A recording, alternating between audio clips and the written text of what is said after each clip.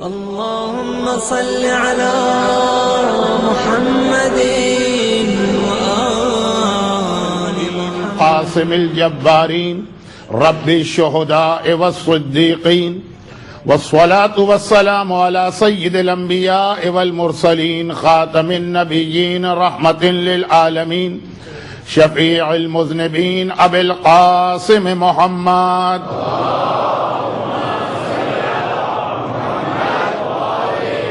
وآله الطيبين الطاهرين المعصومين المظلومين المنتجبين الميامين المكرمين سيما الإمام المنتظر والحجة الثاني عشر اللهم عجل له الفرج ولعنة الله على أعدائهم أجمعين. أما بعد فقد قال الله عز وجل في كتابه المبين وقرآنه المجيد بسم الله الرحمن الرحيم ليلة القدر خير من ألف الشهر إلى أن قال سلام هي حتى مطلع الفجر وقال يمحو الله ما يشاء ويثبت وعنده أم الكتاب. صلوات.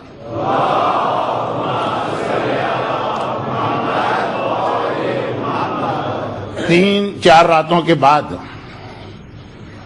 آج پہلا موقع ہے 3-4 راتوں کے بعد کہ مجھے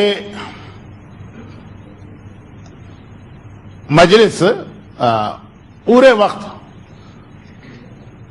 جتنا میرا دل چاہے اتنا مجلس پڑھنے کا موقع مل رہا ہے، اور انتظامیہ نے بھی یہ ریکویسٹ کی تھی کہ مولانا جتنا وقت آپ کا ہے آپ پورا وقت لیجئے گا.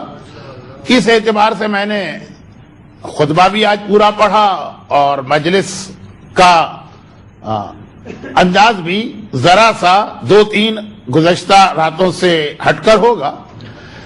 شب قدر یعنی آخری شب قدر جو ہمارے یہاں منائی جاتی ہے، اس کے بعد پھر آخری 4 راتیں، اس میں تو لوگ ویسے ہی بہت زیادہ تھک چکے ہوتے ہیں. ماہ مبارک رمضان کا پہلا عشرہ یا پہلے 10 دن رحمت کے ہیں، دوسرے 10 دن مغفرت کے ہیں جو گزر گئے، اور اب یہ تیسرے 10 دن ہیں جو جہنم سے آزادی حاصل کرنے کے. یہ آپ کو ایک ٹارگٹ دیا ہے کہ اس مہینے کا اختتام ہے.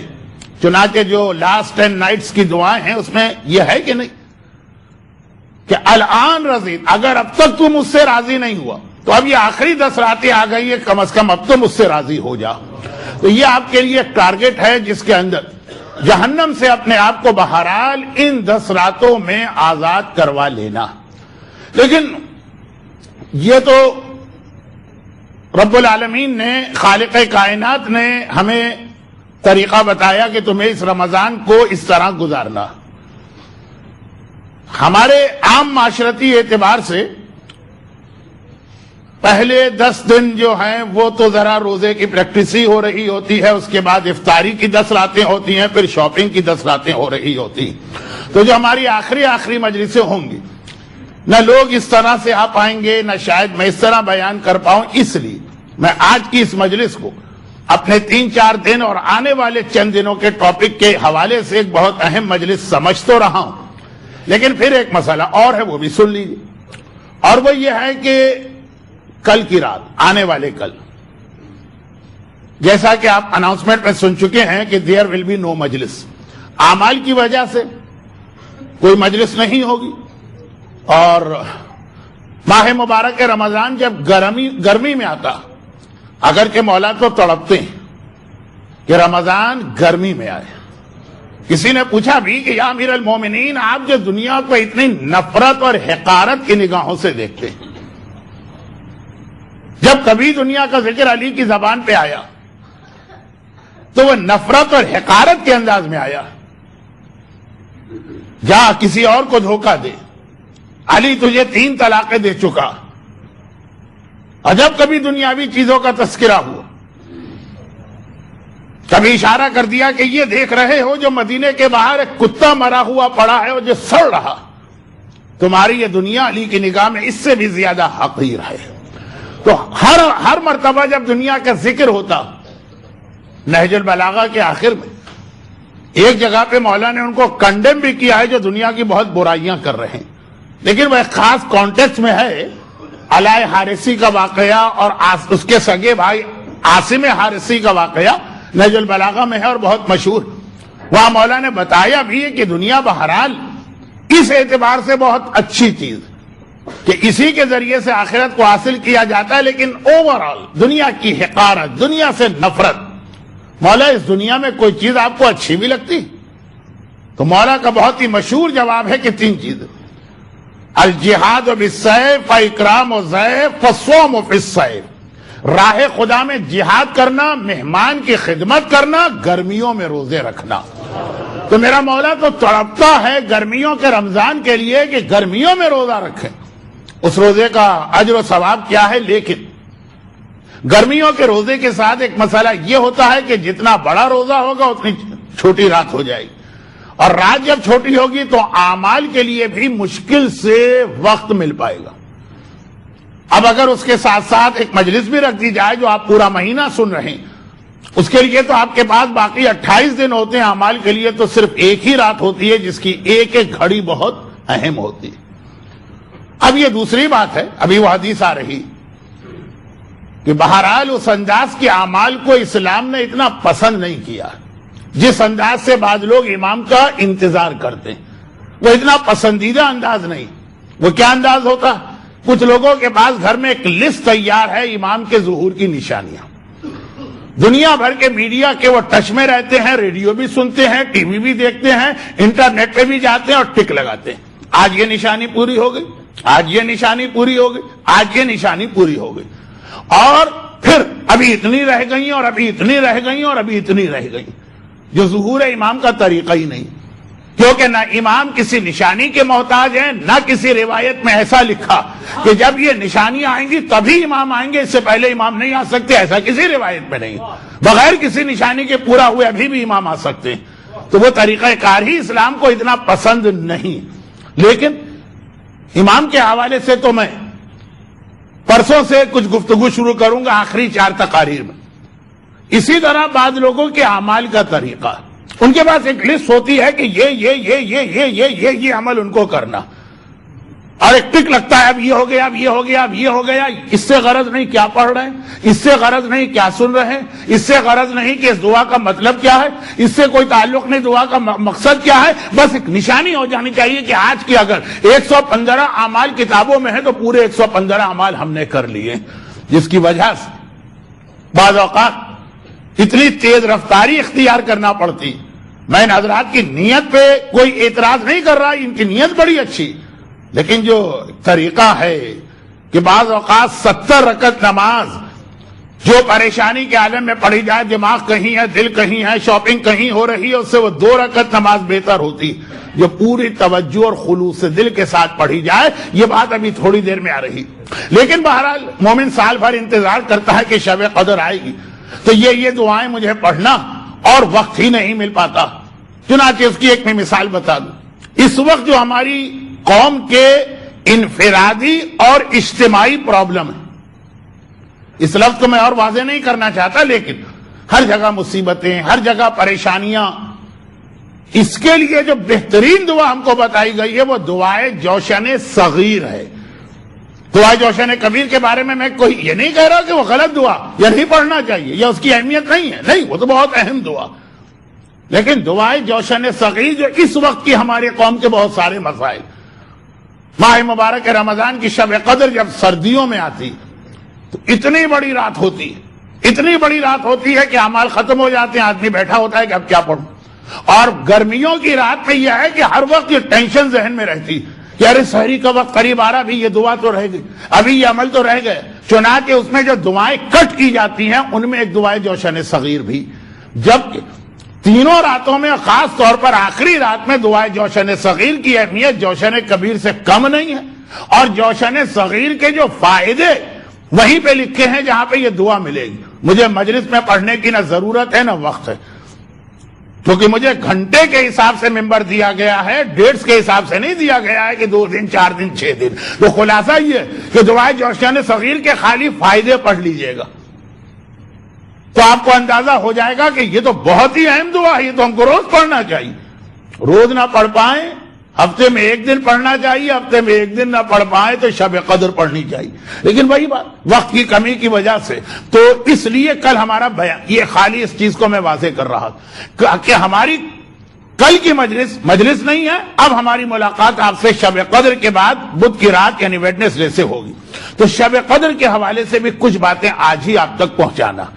البتہ اس سے پہلے جو ہمارا طریقہ کار تو نہیں ہے، لیکن 2 سوال کسی خاتون نے لکھ کے بھیجے اور یہ سوال کچھ اس انداز کے ہیں کہ میں اس کا کیا جواب دوں.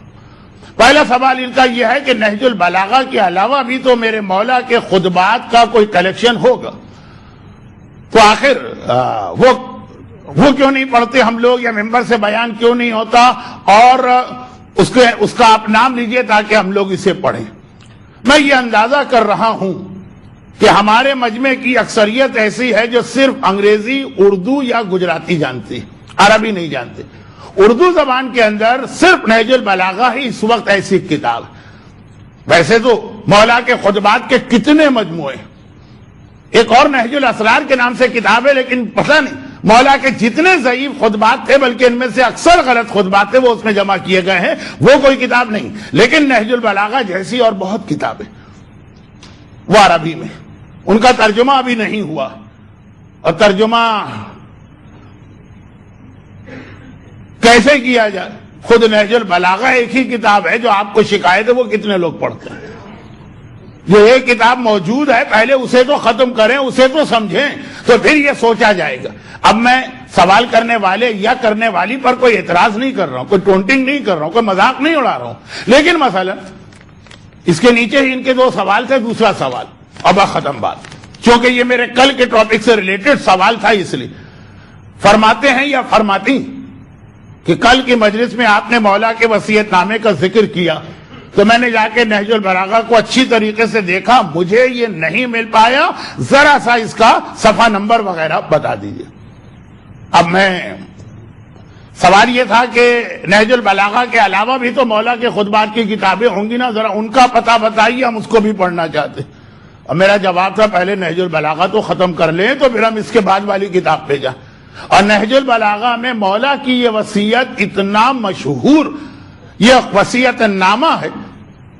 سوال کس طرح سے میں اپنا پیغام بھی پہنچا دوں، سوال کرنے والے کا دل بھی نہ ٹوٹے کہ اس سوال کا مطلب یہ ہے کہ نہج البلاغہ ذرا کم دیکھی جاتی ہے، ورنہ یہ وصیت نامہ آپ کو مل جاتا نہج البلاغہ کے پارٹ 2 مکتوبات کے اندر. صفحہ نمبر بتانا تو بیکار ہے، اگر دنیا میں ساری نہج البلاغہ ایک انداز سے چھپی ہوئی ہوتی، سب کے پیج نمبر سیم ہوتے تو ٹھیک، لیکن اردو زبان میں ہی نہج البلاغہ اتنے مختلف پبلشرز نے چھاپی اور اتنے مختلف انداز سے کہ کیسے صفحہ نمبر بتایا جائے. تو خلاصہ یہ ہے کہ یہ آپ کو نہج البلاغہ کے 3 حصے، اور میں اکثر یہ نہج البلاغہ، مولا کی شہادت کی تاریخیں اور شب قدر، یہ سب کا بھی ربط مل رہا ہے، میں اس طرف پہنچ رہا ہوں کہ نہج البلاغہ جو میں نے شکوہ تو نہیں کیا، یہ تو مولا شکوہ کریں گے، لیکن بہرحال اپنی قوم کی ایک حقیقت بتا دی کہ گھر میں ہوتی ہے، پڑھنے کی زحمت بہت کم لوگ گوارا کرتے ہیں. اور نہج البلاغہ پڑھنے کا طریقہ اگر آپ وہ رکھیں جو قرآن اپنے بچوں کو سکھانے کا طریقہ رکھتے ہیں، بھئی قرآن صامت ہے تو قرآن ناطق ہے، تو اگر آپ اسی انداز سے نہج البلاغہ پڑھیے.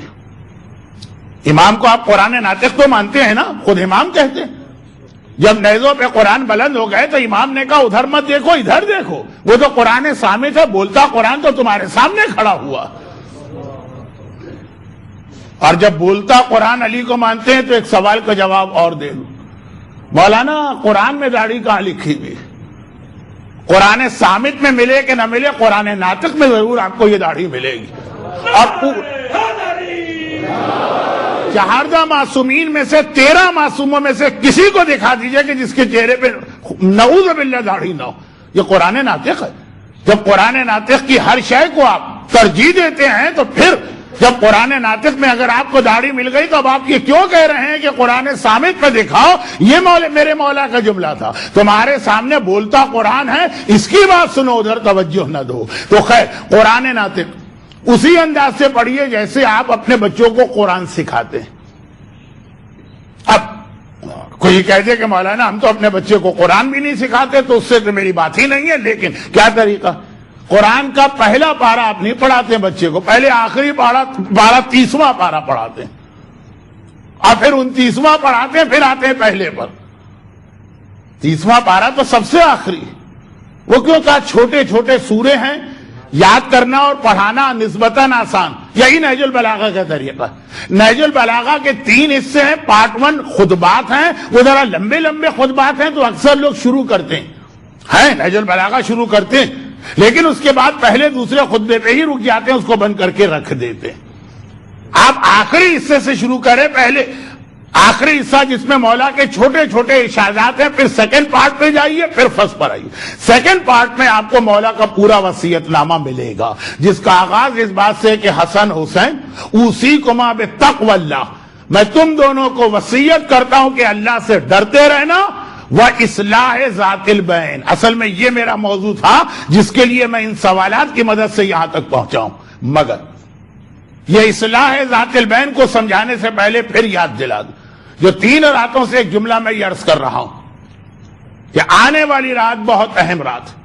کبھی قرآن نے اس کی تعریف کی، لیلۃ القدر خیر من الف شہر، یہ ایک رات 1000 مہینوں سے زیادہ بہتر۔ یہ نہیں کہا کہ ایک رات 1000 کے برابر ہے، برابر نہیں کہا، خیر 1000 سے بھی زیادہ بہتر ہے۔ کتنی بہتر ہے وہ اللہ بہتر جانتا۔ یہاں کی 2 رکعت نماز گویا 1000 مہینوں کی نماز سے بہتر، یہاں کا 1 درہم کا صدقہ گویا 1000 مہینوں کے صدقے سے زیادہ بہتر ہے، یہاں کا 1 سورہ قرآن کی تلاوت 1000 مہینوں کی تلاوت قرآن سے بہتر بنتی چلی جائے گی۔ یہ تو سورہ قدر، اور ادھر سورہ حامیم دخان، انا انزلناہ فی لیلۃ مبارکہ، ہم نے یہ قرآن برکت والی رات میں نازل کیا، یفرق فیہا کل امر حکیم، فیہا یفرق کل امر حکیم، کہا کہ یہ اتنی برکتوں والی رات ہے کہ اس میں تمہارے تمام میٹر سارٹ آؤٹ کیے جاتے ہیں۔ تو قرآن نے کہیں سے 1000 مہینوں سے بہتر کہا، کہیں اس رات کے لیے مبارک کا لفظ استعمال کیا، برکتوں بھری ہوئی رات، اور پھر کہیں سلامتی کا لفظ استعمال کیا، سلامن، یہ رات تمہارے لیے سلامتی لے کے آئے گی، لیکن کب تک سلامتی ہے؟ ہی حتی مطلع الفجر، فجر تک۔ فجر تک اگر تم اس رات میں اپنی سلامتی خرید نہ سکے تو پھر وہ فجر ہو گئی، رات نکل گئی، یا پورا سال۔ ایک مومن سر پکڑے بیٹھا ہے کہ مولانا میرا جاب چھوٹ گیا، شب قدر میں کیوں توجہ نہ دی تھی؟ وہ رات سلامتی کی رات ہے، اس رات کو یہ طے ہو رہا تھا۔ دوسرا مومن سر پکڑے بیٹھا ہے کہ مولانا جوان بیٹا ہے اور مثلا معلوم ہوا اس وقت ICU میں پہنچا ہوا، ایکسیڈنٹ ہو گیا، یہ کیا میرے گھر پہ مصیبت آئی؟ شب قدر میں کیوں تم نے دعا نہیں مانگی تھی؟ پورے رات کی سلامتی کے لیے دعا۔ جب یہاں تک روایتوں میں لکھا کہ اللہ تو آپ کے سارے معاملات لکھ لیتا، لکھنے کے بعد فرشتے کہتے خدا بندہ دے دے کہ اس پہ ہم کو عمل کرنا ہے، نہیں ابھی رک گیا، شاید فجر تک یہ ان میں سے کسی حکم کو بدلوا دے، اللہ نے لکھ لیا ہے۔ ایک تو مسئلہ یہ ہے کہ ابھی اللہ نے لکھا ہی نہیں ہے، اور اب آپ دعا کریں گے پھر لکھا جائے گا کہ آپ کی تقدیر میں کیا، نہیں، اللہ نے آپ کی تقدیر لکھ لی، کتنی روزی ملے گی، کس کو صحت ملے گی، کس کی بیٹیوں کی شادیاں ہوں گی، کس کو مثلا حج کی سعادت ملے گی جو رمضان کی تو دعا میں روز آتا ہے، کس کو جاب ملے گا، کس کو ویزا ملے گا، کون سے بچے کو اپنی مثلا ایجوکیشن اچھے طریقے سے کمپلیٹ کریں، یہ سب اللہ نے لکھ لیا، مگر ابھی فرشتوں کو ہینڈ اوور نہیں کیا جا رہا، یہ روک کے رکھا جا رہا۔ ٹھہر جاؤ، فجر ہونے دو، شاید یہ فجر تک اپنی اس تقدیر کو بدلوا دے۔ اور یہیں پر ایک چھوٹی سی بات عرض کر کے میں آپ آج کے موضوع پہ آتا ہوں۔ قرآن کریم نے کہا یمحو اللہ ما یشاء ویثبت، جو اللہ لکھ دے اللہ اس کو مٹا بھی سکتا۔ یہ مت سمجھنا کہ اللہ اپنے لکھنے کے بعد خود مجبور ہو جاتا، جو یہودیوں کا عقیدہ تھا کہ اللہ کے ہاتھ بند گئے، ایک بار لکھ لیا اللہ نے اب ہاتھ بند گئے، خود کچھ نہیں کر سکتا، نہیں، لکھنے کے بعد مٹا بھی دیتا۔ تو کیسے مٹاتا؟ 3 چیزوں میں پروردگار نے اتنی طاقت رکھی ہے کہ لکھی ہوئی تقدیر آپ کی بدل سکتی ہے۔ لکھنے والا رب العالمین، خالق کائنات، ہر شے پہ قدرت رکھنے والا، اس نے لکھا اور وہ بھی بدلا جا سکتا۔ خاص 3 چیزیں ایسی ہیں جن میں اتنی طاقت۔ پہلی چیز میں ایک دفعہ پہلے بھی بتا چکا ہوں اور آپ سارا سال سنتے، مگر اہم ترین بات یہ ہے کہ جو چیزیں سارا سال آپ سنتے وہ آج کی رات بھی آپ کو یاد رکھنا ہے. آج سے مطلب جو کل رات آنے والی. مثلا اعمال شب قدر میں کہیں نہیں لکھا ہے کہ فجر کی نماز بھی پڑھنا. اور میں ذاتی طور پہ جانتا ہوں کہ کتنے لوگ ایسے ہیں کہ شب قدر کے اعمال کرنے کے بعد فجر کی نماز قضا کرتے ہیں. آپ کہیں گے ارے کون ہے ایسا؟ میں ذاتی طور پہ جانتا ہوں. آج تو مجھے نہیں پتا، لیکن جب میری جوانی تھی اور میں جاتا تھا رضویہ کی مسجد میں نماز پڑھنے کے لیے تو کتنے لوگ ایسے ملتے تھے. بھائی مولانا وہ فجر کی نماز تو سارا سال کا مسئلہ ہے، ہم تو اعمال کرنے آئے، اعمال کی کسی کتاب میں دکھا دیجئے کہ فجر کی نماز بھی ضروری. فجر کی نماز تو بہت اسٹرانگ مثال ہے جو آپ لوگ یقینی نہیں کر رہے ہیں. لیکن بہرحال نماز شب بھی چھوڑنے والے کتنے لوگ ہم کو ملے. اعمال شب قدر میں نماز کا الگ سے تذکرہ نہیں. چنانچہ اس لیے آپ کہیں کہ نماز شب ہم نہیں پڑھیں گے، یہ اعمال میں کہا اس کے لیے تو باقی سال کی راتیں.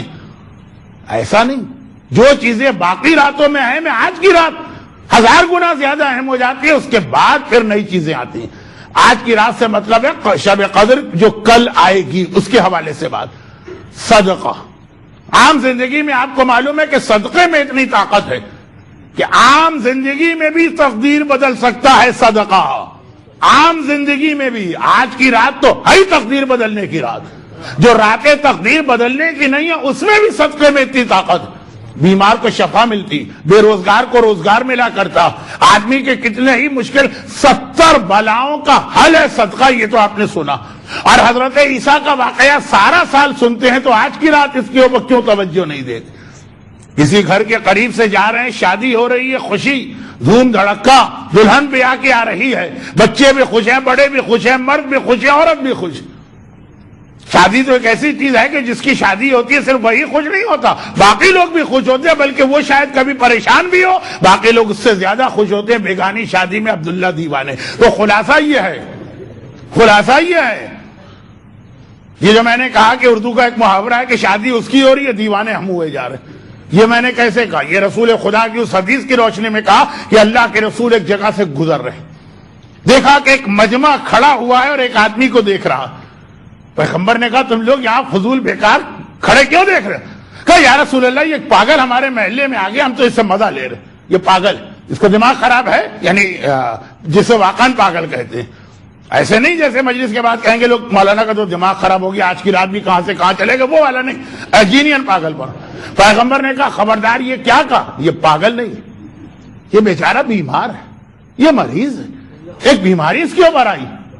پاگل اگر سمجھنا ہے تو میں بتاتا ہوں کون ہے پاگل. کہا یا رسول اللہ بتائیے کون ہے پاگل. کہا 2 آدمی ہیں پاگل.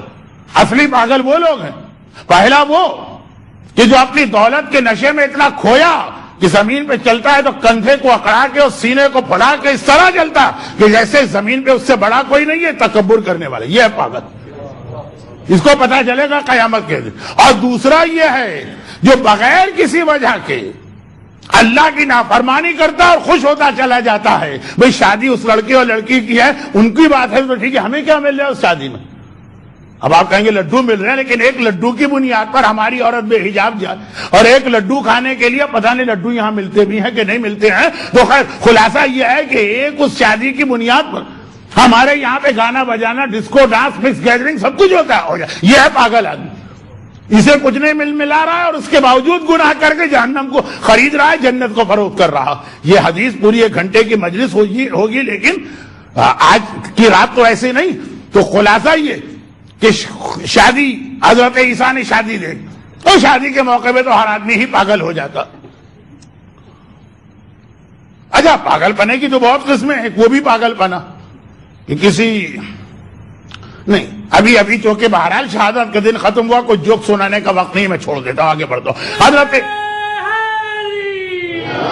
حضرت عیسیٰ نے دیکھا، ایک مرتبہ کہا کہ آدمی کو ساما 100 برس کا ہے، کل کی خبر نہیں. تقریباً یہی جملہ کا. کتنے خوش ہیں لوگ، اور انہیں کل کی خبر نہیں کہ کل یہی دلہن کا جنازہ یہاں سے اٹھ رہا ہوگا اور سارا گھر غمگین ہوگا. یہ نبی نے کہہ دیا. نبی کے چاہنے والے اور سچے چاہنے والے ساتھ میں تھے، سب نے یقین کر لیا. اتفاقاً اگلے دن ان میں سے کوئی آدمی کسی اور کام سے وہاں سے گزرا. یہ نہیں ہے کہ نبی کی بات کو ریکنفرم کرنے کے لیے کسی اور کام سے گزرا. وہاں پہنچا تو یاد آ گئے، ارے یہ وہی تو گھر ہے کہ جہاں پہ آج ماتم ہوگا اور غم ہوگا. دیکھا تو کوئی آثار غم نظر نہیں آ رہے. وہی خوشی ہے، وہی بچوں کے لباس ہے، وہی عورتوں کا انداز ہے، وہی مردوں کے چہرے پہ مسرت اور فرحت کے آثار ہیں. گھبرا گئے، الٹے قدموں آیا، یا نبی خدا آپ نے جو کہا تھا وہ تو پورا نہیں ہوا. اچھا، نبی کا مسئلہ بہت اہم مسئلہ کہ میں ان کو قیامت کی اور قبر کی اور جنت کی اور جہنم کی باتیں بتاتا ہوں. اگر میرے 24 گھنٹے کی خبر غلط ہوگی تو یہ میری قیامت کی خبروں پہ کتنا کیسے یقین کریں گے؟ دیکھیے، آپ نبوت کی بڑی سے بڑی مخالفت کر لیں، وہ کوئی مسئلہ نہیں، کبھی نبوت کے بارے میں شک دل میں نہیں آنا چاہیے. جہاں پہ شک آیا وہاں پہ گویا آپ نے نبوت کا خاتمہ کر دیا.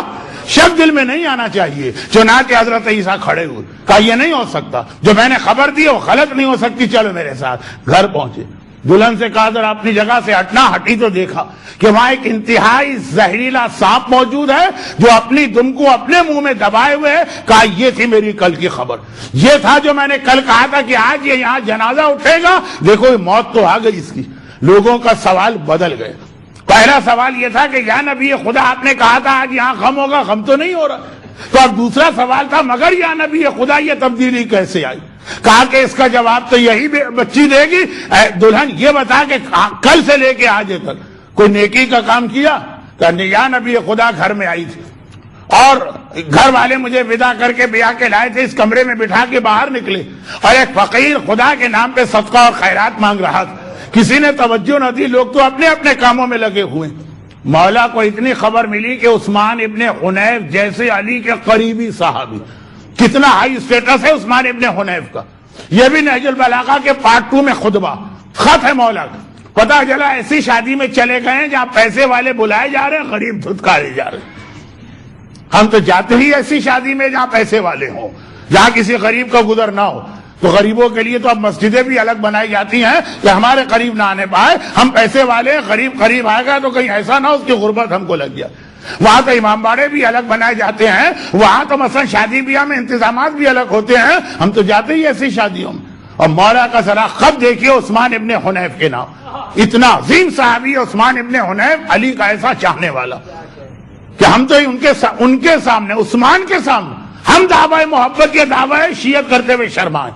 جیسے ہمارے ہاں کہا جاتا اور صحیح کہا جاتا، علی کا شیعہ ہونا تو بہت بڑی بات ہے، ہم کمبل کے بھی شیعہ ہو جائیں تو ہمارا بیڑا پار ہے. وہی عثمان ابن حنیف کا اسٹیٹس. لیکن علی کس طرح ڈانٹ رہے ہیں؟ علی کا خط دیکھیے، اور اس طرح ڈانٹا کہ قیامت تک نہج البلاغہ کے اوراق پر آ گیا. پتہ چل گیا کہ علی اس عمل کو کتنی نفرت کی نگاہ سے دیکھتے ہیں. تو اب وہ کہہ رہی کہ اللہ کے نام پہ مانگ رہا، گھر والے اپنے کام میں لگے. میرے دل میں خیال آئے آج اس گھر میں میرا پہلا دن ہے. سمجھیے کل آپ کے سال کا پہلا دن. نیو ایئر کب منایا جاتا ہے کب نہیں منایا جاتا الگ بات، لیکن تقدیر کے حوالے سے کل آپ کا نیو ایئر. کل ساری چیزیں طے پا رہی، پھر پورا سال اسی کے اوپر آپ کی زندگی میں مختلف واقعات پیش آئیں گے. کہا کہ آج میرا پہلا گھر اور پہلے دن اللہ کے نام پہ صدقہ مانگنے والا خالی آج چلا جائے میں نہ مان. اپنی جگہ سے کھڑی ہوئی، باورچی خانے سے 2 روٹیاں اس کو دے کے رخصت کیا. حضرت عیسیٰ نے کہا بس یہی عمل سبب بنا کہ اللہ نے اس کی ایسی تقدیر بدلی کہ وہ موت. فَإِذَا جَاءَ أَجَلُهُمْ لَا يَسْتَأْخِرُونَ سَاعَةً وَلَا يَسْتَقْدِمُونَ. جب موت کا وقت آتا ہے تو ایک لمحے کے لیے موت نہیں ٹلتی ہے. صدقے میں اتنی طاقت ہے کہ آتی بھی موت کو واپس کر سکتا. تو ہمارے جو زندگی کے عام مسئلے، بیماریوں کا، ایکسیڈنٹ کا، بچوں کی تعلیم کا، جاب کا، ویزے کا، یہ سارے مسئلے عام راتوں میں بھی صدقہ ان کو ٹال دیتا ہے. اور نماز وحشت کی روایت تو آپ کو یاد ہی کہ مرنے والا قبر میں جائے پہلے اس کے لیے صدقہ دو. جب ایک غریب نے کھڑے ہو کے کہا یا رسول اللہ، اور جس کے پاس دینے کے لیے کچھ نہ ہو، کہا تو وہ 2 رکعت نماز پڑھ لے. کہا کہ یہ صدقہ عذاب قبر کو بھی ٹال دیتا ہے. موت کو ٹالنے والا، عذاب قبر کو ٹالنے والا صدقہ. کل رات کوئی خاص نیت کی ضرورت نہیں، صدقے کی نیت سے جو آپ کے استطاعت میں 5 درہم صحیح. یہ وہ چیز ہے جو تقدیر کو بدلنے والی ہے. نمبر 2 دعا. خود دعا جو آپ پوری رات مانگیں گی، خود دعا میں اتنی طاقت ہے کہ دعا تقدیر کو بدل دیتی. اللہ کا عذاب جب آتا ہے تو ٹلتا نہیں. قوم یونس پر عذاب آیا اور واپس چلا گیا. کیوں؟ دعا کی وجہ. ساری قوم ایک بار سچے دل کے ساتھ اللہ سے دعا مانگ رہی. عذاب خدا جسے کوئی نہیں ٹال سکتا، دعا میں اتنی طاقت ہے کہ عذاب خدا تک کو ٹال سکتا ہے، تو ہماری زندگی کے یہ عام مسئلے. لیکن دعا میں 2-3 باتیں یاد رکھیے گا. وہ اسی کے لیے میں نے یہ عنوان آج کی رات کے لیے منتخب کیا، ورنہ دعا پہ تو آپ پورے اشعے سن چکے. 2-3 بہت چھوٹی بات. نمبر 1، دعا توجہ کے ساتھ مانگی جائے. وہ نہ ہو کہ جوش میں دعا شروع تو کر دی. مولانا نے جوشن صغیر کے بڑے فضائل پڑھے، دعا پڑھو، تھوڑی دیر کے بعد اب آپ ورق پلٹ کے گر رہے ہیں، کتنے باقی بچے؟ تو زیادہ ہی لمبی دعا ہو گئی. ابھی آج کل تو یہ جو اسکرین پر اور سلائیڈ اور یہ پریزنٹیشن پاور پوائنٹ، اس میں تو پتہ ہی نہیں چلتا نا کہ کتنے صفحے رہ گئے. لیکن وہ تو ہم نے اپنی آنکھوں سے دیکھا. دعا مختصر ہو اور پوری توجہ کے ساتھ مانگی جائے، اس کا اثر زیادہ. اتنی ہی لمبی چوڑی دعا سے ہے کہ جس دعا کے درمیان آدمی کا دماغ کہیں سے کہیں پہنچ جائے. دعا میں پوری توجہ، کنسنٹریشن. نادر شاہ درانی کا واقعہ ہے، اگرچہ جاہل مطلق تھا یہ انسان اور کوئی ہمارے کرائیٹیریا تو نہیں، لیکن کبھی کبھی اللہ نے اس کی زبان پہ حکمت کی ایسی بات جاری کی کہ بڑے بڑے علماء تک حیران ہو گئے کہ کس طرح اللہ نے اس کی زبان پہ ایسے کلمے جاری کیے. ایک نجف اشرف کے گنبد پہ قرآن کی کون سی آیت لکھی جائے، اسی کا واقعہ. اب دیکھیں وقت نہیں ہے تو میں اشارہ کر کے آگے بڑھتا ہوں. قازوین پہنچا، زیارت کے لیے مولا کے حرم میں داخل ہو. پورے 4 معصومین میں سے ہر ایک باب الحوائج ہے، لیکن لقب جو عطا ہوا باب حوائج کا وہ ہمارے 7ویں امام کو عطا ہوا، قازوین کا ہوا باب الحوائج. ہر امام باب الحوائج. کیا نجف باب الحوائج نہیں ہے؟ کیا کربلا میں آقا حسین باب الحوائج نہیں؟ کیا مشہد میں میرا 8واں امام باب الحوائج نہیں؟ لیکن کچھ ایسی وجوہات تھی کہ یہ لقب ملا ہے 7ویں امام کو، باب الحوائج. روزے میں داخل ہو. جب روزے میں جا رہا، بالکل جاہل مطلب، ایک ایسا منظر اس نے دیکھا جو ہم اور آپ بھی دیکھتے رہتے ہیں. ہمارے پاس وہ بڑی معلومات ہیں. ہم تو مراجع کو چیلنج کیا کرتے ہیں کہ آپ کو فتویٰ دینا کہاں ہے. ہم آپ کو بتاتے ہیں فتویٰ کیسے دیتے. بہت احترام ان کا کرنے تو کہتے ہیں کہ اس طرح فتویٰ مت دیجیے، پہلے سب کی ایک میٹنگ بلائیے اور یہ دیکھیے کہ آپ کے درمیان کیا طے پا رہا. آپ کے فتوے نے ہماری عیدوں کے اندر خرابی پیدا کر دی ہے. لیکن ہم کبھی توجہ نہیں دیتے، ہم جو مرجے کے اوپر ڈائریکٹ ہاتھ ڈالنے والے.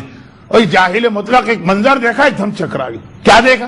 یہ آپ کو ہر قوم کے مقدس جگہوں پہ یہ منظر ملے گا، کوئی توجہ نہیں دیتا. ایک بار اس نے دیکھا کہ سڑک کے اوپر ایک لائن لگی ہوئی ہے جو دروازے کی جانب سڑک جا رہی ہے، جس سے آدمی انٹر ہو روزے میں. ایک لائن لگی ہوئی ہے، فقیر بیٹھے ہوئے بھیک مانگ رہے ہیں. اور فقیروں کا مسئلہ بھی یہی کہ جتنا زیادہ ہینڈی کیپ یا ڈس ایبلڈ یا جسمانی اعتبار سے برا ہوگا اتنا زیادہ وہ کما کھائے گا. دیکھیں جو مسئلہ شادی کا ہے اس کا بالکل الٹ. کوئی لڑکی بڑی خوبصورت ہے، بہت گوری ہے، بہت ہی اچھی ہے، اس کو پہلے سے ہی لوگ کہتے ہیں کہ میں اس کی تو شادی، ایک سے ایک رشتے اس کے آئیں. یہ اس کا پلس پوائنٹ. فقیر کا تو نہیں ہے. فقیر تو اگر اندھا ہوگا، لنگڑا ہوگا، لولا ہوگا، ہاتھ پاؤں ٹوٹے ہوئے ہوں گے، یہ اس کا پلس پوائنٹ. اتنا زیادہ وہ کما کھائے گا. چنانچہ سارے فقیر بیٹھے، ایک لائن، ایک جگہ پوری بنی ہوئی ہے جس میں سارے اندھے فقیر ہیں. اندھا فقیر جو ہے وہ زیادہ پاپولر ہوتا ہے، اس کی آمدنی زیادہ ہوتی، اور چونکہ ٹیکس فری آمدنی ہوتی ہے، اس لیے جب مرتا ہے تو پتہ چلتا کہ کتنا چھوڑ کے گیا. اس نے دیکھا اللہ کے نام پہ، مولا کے نام پہ، باب الحوائج کے نام پہ لوگوں سے مانگ رہا. مرتبہ حیرت زدہ رہ گیا. کہا کہ یہ وہ روزہ ہے کہ ساری دنیا سے لوگ یہاں کے اپنی حاجتیں پوری کروا رہے، اور تم تو اسی کے دروازے میں صبح سے شام بیٹھے ہوئے. کیا تم نے ان سے کبھی نہیں مانگا کہ تمہاری آنکھیں تم کو واپس مل جائیں؟ فقیروں نے کہا یہ دعا تو ہم روز مانگتے ہیں، لیکن ایسی دعائیں پوری کہاں ہوتی. غصے کے عالم میں تلوار نکالی کا میں جا رہا ہوں زیارت پڑھ کے آ رہا ہوں. اتنی دیر میں اگر تمہاری آنکھوں کے بینائی نہیں آئے تو سب کی گردنیں اڑا دوں گا. نادر شاہی حکم اردو میں ایک محاورہ بھی ہے کہ جو زبان سے نکل گیا سو نکل گیا. وہ زیارت کی اور جس مقصد کے تحت آیا تھا روزہ دیکھا اور پھر باہر نکلا. جیسے ہی باہر نکلا یہ سارے فقیر اس کے پیروں پہ گر پڑے. مرسی پٹیشن، رحم کی درخواست کر رہے ہیں؟ نہیں، کہہ رہے ہیں کہ اے نادر شاہ تیرا آنا کتنا مبارک ہوا. ہم 40 سال سے دعا مانگ رہے تھے، ہماری دعا قبول نہ ہو، اور ادھر تو آیا اور ہم نے ایک دعا مانگی، ایک لمحے میں دعا قبول ہو گئی، سب کو بھی نہیں مل گئی. اب وہ جاہل مطلق مسکرا کے کہتا یہ بات نہیں، آج سے پہلے تم نے اوپری دل سے دعا مانگی تھی، آج جو ننگی تلوار تم نے دیکھی ہے نا تو دل کی گہرائی سے دعا مانگی ہے، جو دعا دل کی گہرائی سے مانگی جائے وہ فوراً قبول ہو جاتی ہے۔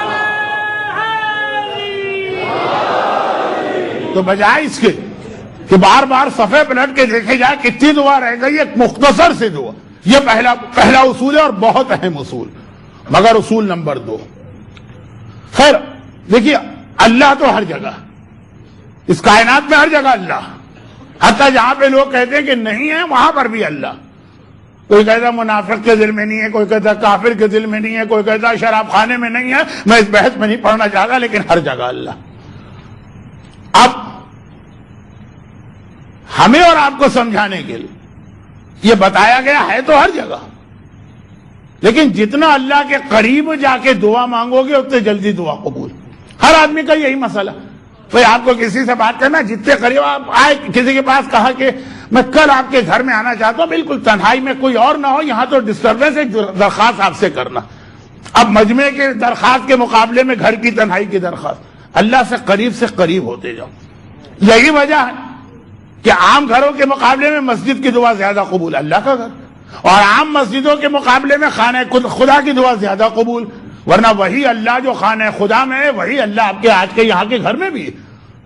اب سنیے ایک روایت، اللہ کے رسول نے مولا کو دیکھا اور کہا کہ یا علی آج میرا دل چاہتا ہے تمہیں کچھ دوں۔ ہدیۃ الشیعہ آغا مشکینی کی کتاب کا اردو ترجمہ بھی ہو چکا، اس کے اندر یہ حدیث آپ کو ملے گی۔ آج میں چاہتا ہوں تمہیں کچھ دوں، 6 لاکھ دینار بھی دے سکتا ہوں، موجود ہے 6 لاکھ دینار، ہمارے یہاں لاکھ ہے، آج کے بچے نہیں سمجھیں گے، 600,000 دینار سونے کا بنا ہوا سکہ، درہم سے بھی 10 ٹائمز اس کی ویلیو زیادہ ہوتی ہے۔ یا 6 لاکھ میں تمہیں گوسفند دوں۔ پرانے زمانے کے اندر کسی بھی آدمی کی مال و دولت کا ایک معیار یہ تھا، اس کے بعد بھیڑ بکریاں کتنی، 6 لاکھ گوسفند دوں، یا 6 لاکھ میں تمہیں نصیحت کے کلمے دوں۔ اب جو مجلس کے شروع میں بات آئی تھی اس کو ریپیٹ کرنے کی ضرورت بھی نہیں۔ مولا نے کہا کہ یا رسول اللہ یہ دینار اور گوسفند لے کے میں کیا کروں گا، اور وہ بھی رسول تھے، تو مولا نے اس انداز کا جواب دی۔ اور جب فضہ تھی تو وہاں تو کسی اور انداز کا جواب دیا تھا۔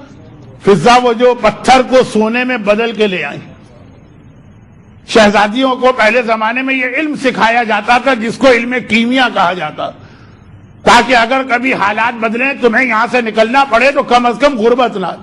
کہا مولا میں کتنے گھروں میں گئی ہوں لیکن اس گھر کی شرافت نے مجھے مجبور کر دی کہ میں اپنے پاس جو خاص ایک علم ہے وہ استعمال کروں، یہ سونا لے لیجیے۔ مولا نے مسکرا کے کہا ہمیں کیا ضرورت ہے؟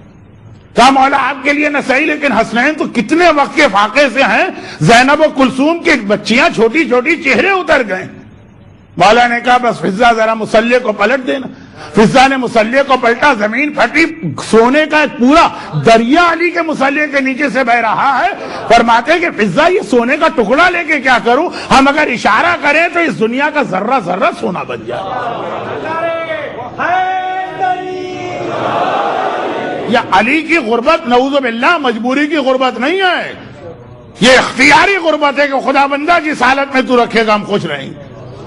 اور یہ اختیاری غربت کیوں لی گئی، کیوں لی گئی، اس کا جواب پرسوں کی مجلس میں آئے گا۔ ویسے مجھے آج اس کا جواب دینا تھا لیکن شب قدر قریب ہونے کی بنیاد پر میں نے سویپ کر لیا مجلسوں۔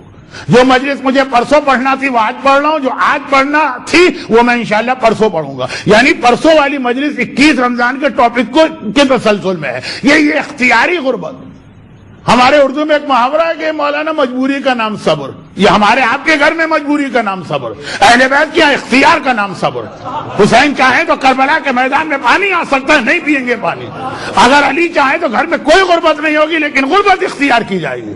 اہل بیت کے یہاں اختیار کا نام صبر ہے، یہ علی کی کیفیت ہے۔ وہ زہرا کا اس لیے واقعہ سن لیجئے کہ پھر دونوں واقعات ایک دوسرے سے ملے ہیں، پرسوں مجھے ریپیٹ نہ کرنا پڑے۔ سارے مدینے کی عورتیں بڑی بے چینی سے گھر کے دروازے پہ کھڑی ہوئی، ہر ایک کے دل میں تجسس ہے آج خیبر کے مجاہدین آ رہے ہیں، اور اتنا بڑا لشکر ہے، سب ایک ساتھ تو نہیں آئے نا، ابھی آیا کوئی 5 منٹ، کوئی 10 منٹ، کوئی 15 منٹ، جو گھر میں آ رہا ہے آج وہ اتنا سامان اپنے ساتھ لے کے آ رہا ہے، بچوں کے لیے کھلونے بھی ہیں اور عورتوں کے لیے زیور اور کپڑے بھی ہیں اور گھر کے لیے بہترین کھانے، لدا پھندا چلا رہا۔ جب سے مسلمان مدینے میں آئے فاقے ہی فاقے تو دیکھیں، پھٹے ہوئے لباس ہی تو ہیں، کھجور تک نصیب نہ ہوتی تھی، آج ہر آدمی لدا پھندا اپنے اپنے گھر میں داخل ہو رہا۔ جس گھر میں گھر والا آتا ہے گھر میں خوشی کے نعرے لگتے ہیں، بچے خوش ہو جاتے ہیں پہلی بار ان کو زندگی میں کھیلنے کے لیے کھلونے ملے، بچیاں خوش ہو جاتی ہیں پہلی بار ان کو کانوں میں پہننے کے لیے گوشوارے ملے، عورتیں خوش ہو جاتی ہیں شادی کے بعد پہلی مرتبہ ان کو ڈھنگ کا لباس نصیب ہوا ہے، اچھے کھانے۔ تو اب جو آگے ان کے گھروں کی حالت ہے، پڑوس کے اندر خواتین انتظار کر رہی ہیں ہمارا وارث بھی آئے گا، ہمارا گھر والا بھی آئے گا، اور ہر گھر کے اندر یہی کہانی۔ فاطمہ بھی اپنے گھر کے دروازے میں بڑی بے چینی سے کھڑی، شہزادی کو کون سے زیور، کون سے کھلونے، کون سے کھانوں کی تلاش ہے، بڑی بے چینی سے، جیسے ساری عورتیں اس محلے میں کھڑی۔ میرا مولا آیا بھی تو سب سے آخر میں آیا، اور سب سے برعکس آیا بالکل خالی ہاتھ، نہ بچوں کے لیے کوئی چیز ہے، نہ زہرا کے لیے کوئی چیز ہے، نہ گھر میں کھانے کے لیے کوئی چیز۔ ادھر علی نے قدم رکھا، وہاں تو باقی گھروں میں عورتوں کو پوچھنے کی ضرورت ہی نہیں ہوتی، اتنا لدا پھدا گھر والا آ رہا یا خالی ہاتھ۔ کہا کہ آیا ابوالحسن، بابا نے آپ کو کوئی حصہ نہ دیا مال غنیمت میں سے؟ علی کے طفیل تو سب کو ملا ہے، علی کو نہ ملے مال غنیمت میں حصہ، آپ خالی کیوں آ رہے ہیں؟ چند ہی موقع ایسے جب ممبر سلونی کے خطیب کی زبان لڑکھڑا گئی۔ ممبر سلونی کا خطیب جو کبھی کسی موقع پہ رکا نہیں ہے، اگر بات ہو گئی کہ عربی میں سب سے زیادہ الف استعمال ہوتا ہے تو پورا خطبہ اسی وقت دے دیا جس میں اول سے آخر کوئی الف نہیں۔ اگر بات یہ ہو گئی کہ عربی میں کوئی جملہ نہیں کہا جا سکتا بغیر نقطے کے، اسی وقت علی نے پورا خطبہ ارشاد فرما دیا جس میں ایک نقطہ بھی نہیں ہے۔ وہ ممبر سلونی کا خطیب ہے، سوال کرو تو سوال پورا نہ ہوگا، جواب حاضر ہے۔ مگر آج ان موقعوں میں سے ایک موقع، رسول کی بیٹی علی کی زوجہ سوال کر رہی ہے، ابوالحسن ہر گھر میں سامان آیا، آج بابا نے آپ کو کچھ نہیں دیا؟ اور علی کا سر جھک گیا، جواب دیتے ہوئے زبان لڑکھڑا رہے، لیکن کہا بنت رسول، جو ہم لوگ واپس آ رہے تو قبا کی جانب سے آئے تھے۔ قبا آج 2 کلومیٹر دور ہے مسجد النبوی سے، مدینے کا اہم ترین محلہ، اس وقت مدینے سے باہر کی ایک بستی تھی۔ کہ جب میں وہاں سے گزرا، اور شہر سے باہر کی ایک چھوٹی سی بستی تھی جسے انگریزی میں سلم ایریا کہتے ہیں، وہاں پہ عموماً وہ عورتیں رہتی تھی جن کے شوہر اس سے پہلے کہ جنگوں میں مارے گئے، وہ بیوہ ہو گئی، اپنے یتیم بچوں کو لے کے شہر سے باہر جھگی ڈال کے پڑ گئی۔ کہا جب میں آ رہا تھا میں نے دیکھا کہ وہ سارے بچے حسرت سے اپنے گھر کے باہر کھڑے ہوئے، ہم یتیم ہیں، ہمارا بابا مارا گیا۔ اور وہ بیوہ عورتیں اسی طرح سے گھر کے دروازے کی اوٹ میں کھڑی بھی یہ منظر دیکھ رہی کہ اسی اسلام کے لیے ہمارے شوہر نے اپنی قربانی دی اور اپنے بچوں کو یتیم کیے، اور کچھ بھی نہیں۔ بھئی یہ منظر مجھ سے نہ دیکھا گیا، جو کچھ میرے پاس تھا وہ میں نے ان تمام یتیم بچوں میں اور تمام بیوہ عورتوں میں تقسیم کر دیا۔ اس وقت میرے پاس اپنے گھر کے لیے کچھ نہیں۔ وہ فاطمہ شکر کے سجدے میں گری، شکرا للہ۔ میں پریشان جو تھی، باقی عورتیں پریشان تھی ہمارا شوہر اب تک کیوں نہیں آیا، کیا کیا لائے گا، میں پریشان تھی کہیں یہ درہم و دینار میرے گھر میں داخل نہ ہو جائے۔ فاطمہ پریشان ہے، جب نہ آیا تو شکر کا سجدہ کیا۔ آج مدینے کے ہر گھر میں سب نے پیٹ بھر کے کھایا، صرف ایک ہی گھر میں آج بھی بچے فاقے سے سوئے، اور وہ ابوالحسن علی کا گھر تھا۔ صرف علی کے بچے تھے جو آج بھی فاقے سے سو رہے، چاہے سارے مدینے کے بچے ان کے طفیل میں آج بہترین کھانے کھا رہے۔ تو یہ اختیار والی غربت ہے۔ مگر سوال یہ کہ کیوں ہے، یہ اختیار کیوں کیا گیا، اس کا جواب پرسوں آئے گا، اور وہ ایک بہت اہم موضوع ہے، لیکن آج چھوڑ دیجیے۔ آج صرف اتنی سی بات کہ اب رسول نے کہا علی تمہیں کیا چاہیے؟ دینار 6 لاکھ یعنی سونا، 6 لاکھ گوسفند، 600 نہیں، 6000 نہیں، 6 لاکھ، اور یہ 6 لاکھ نصیحت کے کلمات۔ مولا نے کہا دینار اور گوسفند علی لے کے کیا کرے گا، یہاں تو جو آتا ہے وہ بھی دے دیتے ہیں، آپ مجھے نصیحت کے کلمے ارشاد فرمائیے۔ اچھا میرا سوال یہ کہ دینار اور درہم اور گوسفند کی تو پھر بھی علی کے گھر میں کوئی کھپت ہے، بہرحال معصوم ہے لیکن کھانا پکتا ہے، کپڑے خریدے جاتے ہیں، نصیحت کے کلمات کی کیا یہاں پہ کیا ضرورت ہے؟ کون سی چیز یہاں پہ کم ہے کہ نصیحت کی جائے؟ علی نے یہ اختیار کیوں کیا؟ شاید ہمارے اور آپ کے لیے ایک مرتبہ پیغمبر نے کہا اے علی 6 لاکھ نصیحت کی باتیں ہیں تو کیا بتاؤں؟ یہ ساری 6 لاکھ باتیں 6 چیزوں میں آ گئی. اب بھی لگ رہا ہے کہ یہ ہمارے لیے ہے. علی 6 لاکھ کیا 6 کروڑ کیا کتنی ہی باتیں علی بھول ہی نہیں سکتے. ہم اور آپ 6 لاکھ بتائی جائیں گی تو 6 بھی یاد نہیں رہیں گی. تو کہا کہ 6 بات تم نے درہم دینار کو چھوڑ کے اور گوسفند کو چھوڑ کے مانگا ہے تو 6 نصیحت کی باتیں اس پہ عمل کر لو، دنیا اور آخرت دونوں میں کامیاب. علی تو ہے ہی کامیاب، دنیا بھی علی کی ٹھوکروں میں، آخرت کا مالک بھی علی ہے. یہ پھر ہمارے اور آپ کے لیے. کہا یا رسول اللہ وہ کون سی 6 باتیں جو 6 لاکھ دینار سے زیادہ قیمتی ہیں؟ کہا کہ پہلی بات، اب یہ پوری ایک مجلس ہے لیکن میں تو اس کے اب میں بھی کیا کروں، رسول اللہ وہ والی بات جسے آج کا موضوع بنا رہا ہوں وہ آخر میں بیان کی، پہلے بیان کر دے.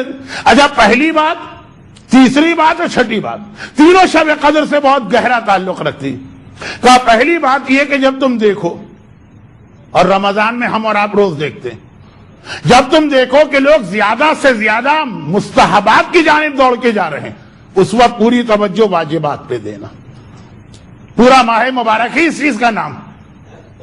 اب میں مثالیں نہیں دینا چاہتا ورنہ دعا افتتاح سننے والے اور وہ رمضان کی مختصر دعائیں پڑھنے والے اور دعائیں اللہم ادخل علی اہل القبور السرور کی تلاوت کرنے والے وہ یہ نہ سمجھے کہ میں ان دعاؤں کی اہمیت کم کر رہا یا مذاق اڑا رہا. لیکن ہے بہرحال بہت قابل توجہ مسئلہ جب دنیا مستحبات پہ دوڑ کے جا رہی. کسی کو مفاتی چاہیے اور کسی کو مجموعہ چاہیے اور کسی کو وظائف الابرار چاہیے، توضیح المسائل شاید کسی کو نہیں چاہیے. فرق کیا ہے ان کتابوں میں اور توضیح میں؟ توضیح واجبات ہے، وہ چیزیں مستحبات. ان کا مذاق نہیں اڑا رہا لیکن بتا یہ رہا ہوں کہ پیغمبر نے کہا مستحبات کی طرف جا رہے ہیں تو واجبات. میں وضاحت بھی نہیں کرنا چاہ رہا تھا پھر بھی اتنے جملے پھسل کے آ گئے. اور اے علی جب تم دیکھو کہ لوگ دنیا بنانے میں لگے تو تم آخرت بنانے میں لگ جانا. مولانا ہم نے بڑا اچھا مکان بنایا، دل تو چاہتا ہے کہ پوچھے کہ جنت میں بنایا کہ نہیں بنایا، یہاں تو بنا لیا آپ نے. مولانا ہماری گاڑی دیکھیں کتنی شاندار گاڑی. بھئی جنت کی گاڑی بھی آپ نے لی ہے کہ نہیں لی ہے؟ اب یہ پیغمبر بہترین زیور میں خرید کے لایا ہوں. ہم سے تو لوگ بہت کہتے ہیں کیونکہ میں اتفاق سے اتنے سالوں سے حج پہ جا رہا ہوں اور کہیں سے ایک حدیث ہمارے یہاں آ گئی ہے کہ مدینے سے سونا خریدنا بہت سنت ہے. اگر کوئی سونا خریدے بغیر آ جائے تو پیغمبر نے فرمایا مجھ پہ ظلم کر کے جا رہا. اب یہ حدیث ہے، دیکھیں مولانا ہم نے کتنا قیمتی ایک سیٹ خریدا. کچھ لوگ ذرا ڈر بھی جاتے ہیں کہ مولانا کو پتا چل گیا مولانا کی تو ایک مجلس کا ٹاپک بن گیا، بتاتے بھی نہیں. پھر بتاتے ہیں مسجد شجرہ پہ احرام پہننے جا رہے، مسجد کے اندر سامان لے جانے کی اجازت نہیں. ارے مولانا یہ تو بیگ روک لیا گیا، اب ہم کیا کریں؟ کچھ نہیں کریں، کیا اس میں کپڑے ہوں گے پھٹے پرانے، ایک پرانی چپل جوتی ہوگی باہر رکھ دیں. نہیں مولانا اب تو بتانا ہی پڑے گا، اس میں یہ نہیں ہے بہت قیمتی مثلا. بھئی یہ ساری چیزیں صحیح ہیں لیکن جنت کے زیور کی بھی فکر کی کہ نہیں؟ یہ سارے جملے میرے نہیں ہیں، یہ معصومین کے ہیں. وقت نہیں ہے کہ میں حدیثیں پڑھوں، مثلا ایک چھوٹی سی حدیث. مولا یہ حدیث ہے، آخر ہم جوان ہیں، ہمارا بھی دل چاہتا ہے سونے کی انگوٹھی پہنے. کیوں حرام کی ہے اسلام نے؟ امام نے کہا سونے کی انگوٹھی اس لیے حرام کی گئی ہے تاکہ جنت میں تمہیں سونے کی انگوٹھی پہنائی جائے. اگر وہاں سونے کی انگوٹھی پہننا ہے تو یہاں کی انگوٹھی چھوڑنا پڑے گی، اور یہاں پہننا ہے تو وہاں پہ انگوٹھی سے محروم رہنا ہوگا. دیکھیں زیور، دیکھیں لباس. بلکہ ماہ رمضان میں کیا یاد دلاؤں، ماہ رمضان کی تو دعاؤں میں یہ ہے خدا بندہ ایسا لباس ہو اور ایسی غذا ہو. اے علی یہ رسول کی دوسری نصیحت. تیسری نصیحت پھر شب قدر. جب تم یہ دیکھو کہ لوگ زیادہ سے زیادہ عمل کر رہے ہیں تو تم کثرت عمل کی جانب نہ جاؤ، عمل کی نیت اور خلوص کی جانب جاؤ. یعنی عمل کی کوانٹٹی بڑھانے کی ضرورت نہیں، عمل کی کوالٹی کو بڑھاؤ. عمل کی کوالٹی بہترین ہو تو ساری رات عبادت کرنے والے سے وہ افضل ہو جائے گا جو ساری رات بستر پہ اتنے آرام سے سویا کہ بار بار کہا کہ علی کو زندگی میں نہ اس سے پہلے کبھی ایسی نیند آئی نہ اس کے بعد کبھی ایسی نیند آئی. اگر اخلاص عمل ہو، اخلاص نیت ہو تو اس کا سونا ہزاروں کی عبادت پہ افضل ہے. اب یہ حدیث بھی بہت تفصیل طلب ہے، وقت نہیں. اور اے علی چوتھی چیز یہ، بلکہ پانچویں اور چھٹی چیز بھی شب قدر کی. چوتھی چیز جب تم یہ دیکھو کہ لوگ دنیا کی چیزوں کو زیب و زینت دے رہے ہیں، یہ الگ بات ہے. دنیا بنانا لگے چلیں بھائی ٹھیک ہے مکان آپ کی ضرورت ہے آپ نے بنا لی. خالی ایک ڈرائنگ روم کو سجانے میں لوگ اتنا خرچہ کر دیتے ہیں کہ ایک غریب بیوہ سیدانی کے سال بھر یا زندگی بھر کا خرچہ آپ کے صوفہ سیٹ سے زیادہ ہو جاتا سے کم ہوتا. خالی اپنے بچے کی سالگرہ میں لوگ اتنا خرچ کرتے ہیں کہ 10 غریب سیدانیوں کی یتیم بچیوں کی شادی ہو جائے کہ چلے آپ نے کہا گاڑی ہماری ضرورت ہے گھر ہماری ضرورت, پھر اس کو سجانے میں لگے تم آخرت کی چیزوں کو سجانا. میری زبان رک نہیں رہی اور میں بولنا بھی نہیں چاہ رہا ہوں, بات بہت لمبی ہو رہی. یہاں مولا کی پھر وہ حدیث آ گئی جو مجھے آج پڑھنا تھی, لیکن وہی آج کی مجلس پرسوں چلی گئی. اے جابر کس چیز پہ یہ آدمی کرتا؟ پھر مولا نے 7 اہم ترین چیزیں بتائیں وہ کل. آئیے آخری بات, کل سے مطلب پرسوں, آخری 2 چیز. اور کہا کہ اے علی 1 لاکھ دینار کی ایک 6 لاکھ دینار یعنی 1 لاکھ دینار کی ایک نصیحت. اے علی 5ویں بات, یہ کل کی شب قدر کا اہم ترین عمل ہے. یہ کل کا اہم ترین عمل یہ ہے جو اب رسول بتا رہے. جب تم دیکھو کہ لوگ دوسروں کے عیب ڈھونڈنے اور دوسروں کے عیب نکالنے میں لگے ہوئے, اس وقت بیٹھ کے اپنے عیب خود ڈھونڈنا اور اپنے عیب خود نکالنا. بدن میں کانٹے لگ جائے تو آدمی کانٹے نکالتا ہے نا. یہاں تو آپ اکثر دیکھیں گے کہ اگر 2 آدمی کہیں جا رہے ہیں, کانٹوں دار جھاڑی دونوں میں کانٹے چبھے, تو یہ اس کی مدد نہیں کرے گا, پہلے ہی اپنے کانٹے نکالے گا, وہ اپنے کانٹے نکالے. کہا کہ جب تم دیکھو لوگ دوسروں کے عیب ڈھونڈ رہے ہیں, تم بیٹھ کر, اب یہ بھی جملہ بتا رہا ہے کہ یہ علی کے لیے حدیث نہیں ہے, علی کے ذریعے سے علی کے چاہنے والوں کے لیے ہے. کل کی رات اس بات کا نام کہ پورا سال آپ کو اللہ سے جو مانگنا, اس سے پہلے دیکھیں پورا سال آپ نے اللہ کی کیا کیا مخالفت کی. توبہ کا موقع ہے. کل 2 بہت اہم دعا ہیں, دعائے مکارم الاخلاق اور دعائے توبہ. کل کی یہ 2 بہت اہم دعا ہیں نا, آپ کو بتانے کی ضرورت تو نہیں. وہ فرفر پڑھنے کی دعائیں نہیں ہیں. دعائے مکارم الاخلاق میں دیکھیے کہ کیا کیا کانٹے ہمارے اندر لگے ہوئے, ان کو نکالے بغیر آگے نہیں بڑھ سکتے آپ. ایک جملہ آتا ہے, اپنا جائزہ لیجئے مجھ میں یہ ہے کہ نہیں. کتنی ساری باتیں دعائے مکارم الاخلاق پہ ایک اشرا تو آرام سے پڑھا جا سکتا ہے. خالی ایک مجلس بھی اگر ہوتی تو میں کچھ توجہ دے رہا تھا, لیکن کل دیکھیے گا اس کے ترجمے, تکبر کا اس میں بھی تذکرہ, عجب کا اس میں بھی تذکرہ, حسد کا اس میں بھی کل کی رات اس بات کا نام کہ اپنے بدن میں اپنی روح میں پیوست کانٹے نکالیے اور دعائے توبہ کیجیے تاکہ پھر وہ معاف ہو جائیں. پھر آئندہ سال, پچھلا سال کا اپنا جائزہ لیجیے, آئندہ سال کے لیے اللہ سے مانگیے. رک رہا ہوں میں کیونکہ ابھی تیسری بات باقی, لیکن چھٹی چیز یہ اصل میں تو یہ پڑھنا تھی. اے علی 6 لاکھ دینار چاہیے یا یہ بات چاہیے؟ اے علی 6 لاکھ گوسفند چاہیے یا یہ بات چاہیے؟ کم نہیں, اللہ کے رسول 6 باتیں بتائی.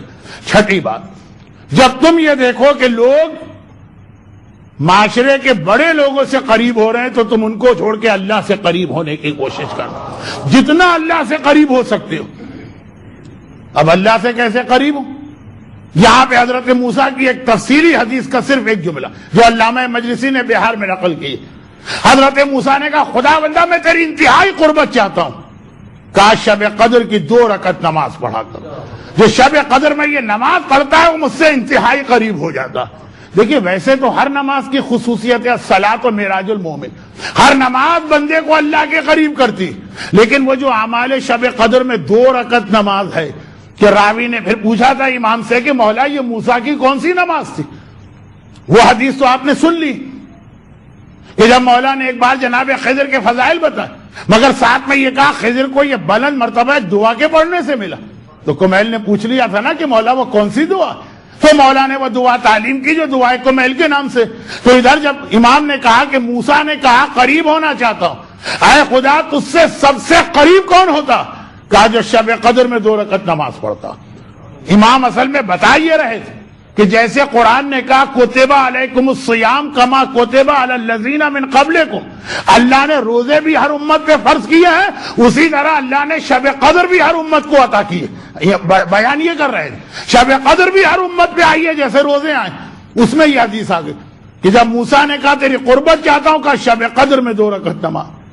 اب موسیٰ اور اللہ تو جانتے ہیں نا, ہمارا آپ تو نہیں جانتے. راوی نے فوراً کہا مولا یہ کون سی نماز تھی جس کو پڑھنے سے آدمی اللہ سے, امام نے فرمایا 2 رکعت نماز جس میں ہر رکعت کے بعد 7 بار قل ہو اللہ بھی ہے اور آخر نماز میں توبہ بھی. استغفر اللہ واتوب الیہ. تو یہ نماز وہ ہے جو آپ کو اللہ کے بہت زیادہ قریب کر دیتی. اب قریب کرنے کا ہونے کا فائدہ کیا؟